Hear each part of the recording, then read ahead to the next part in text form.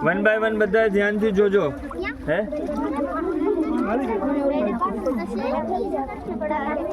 આ કલરફુલ પથ્થર દેખાય છે ને બરાબર જોઈ લેજો પછી આના વિશે કહું આ છે સ્પોન્જ છે શું છે ગુજરાતીમાં આપણે એને વાદળી કહીએ શું કહે છે યાદ રાખજો પૂછીશ પાછું રિટર્નમાં હો બેન ભૂલી ન જતા રિટર્નમાં પૂછીશ આપણે રંગબેરંગી કલરનું શું જોયું હતું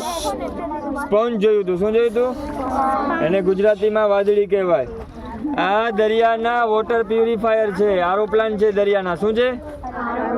આજે તમને ક્લીન વોટર બધી બાજુ દેખાય છે ને એના મેઇન કારણ આ છે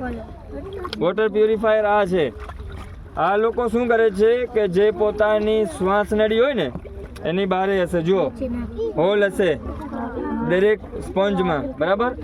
એના દ્વારા શું છે કે જેટલો કચરો હોય ને જે નાનકડા જીવો હોય કે કચરો હોય કે એ બધું ઓબ્ઝર્વ કરી લે પોતા આગળ લઈ લે અને પાછું ક્લીન વોટર રિલીઝ કરી નાખે અને જે કચરો પોતે સમાવેશ કર્યો હોય ને મોઢામાં કે એની આગળ બરાબર એ શું છે કે આના અંદર છે ને ઘણા નાનકડા હોલ દેખાય છે નાનકડા હોલ દેખાય છે બરાબર બાખા દેખાય છે દરેક બાખામાં કાંઈક ને કાંઈક જીવ રહેતો હોય છે એ જીવો અને એ જે બાખાનો આખો સમૂહ છે ને એને માઇક્રો સોસાયટી કહેવાય શું કહેવાય માઇક્રો સોસાયટી એટલે કે ઘણા બધા નાનકડા ઘર ઘણા બધા નાનકડા આપણે કેમ સોસાયટી હોય ને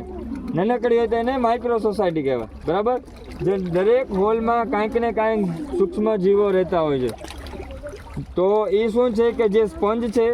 જે કલેક્ટ કરેલો કચરો કે જે જીવો છે એ પોતાના અંદર સમાવેશ કરી અને આપસમાં બધાને વિતરણ કરી દે છે એટલે પોતાનું પણ ગુજરાન હાલે અને એના ભેગા જે પડોશી રહેતા હોય ને એનું પણ હાલતું રહે સમજી ગયા આ સ્પોન્જ છે સ્પોન્જને આપણે ગુજરાતીમાં શું કહીએ